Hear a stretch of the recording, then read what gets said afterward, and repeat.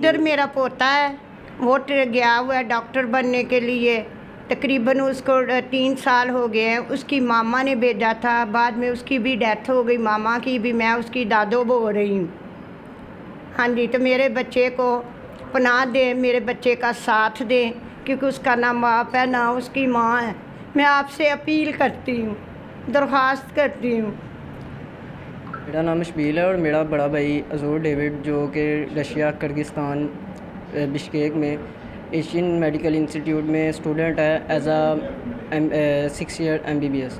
तो उसके साथ अभी उसकी कॉल आई थी तो बता रहा था कि इधर हालात बहुत ज़्यादा ख़राब हैं, पाकिस्तानियों को टॉर्चर किया जा रहा है, उनको कत्ल किया जा रहा है, बहुत ज़्यादा तशद्दुद किया जा रहा है। मेरी हुकूमत पाकिस्तान से ये अपील है कि उनकी तमाम मसलों को सॉल्व किया जाए, क्योंकि वो तो स्टूडेंट है, वो कोई टेररिस्ट तो नहीं है जो उनके साथ ऐसा तशद्दुद ऐसा सलूक किया जा रहा है।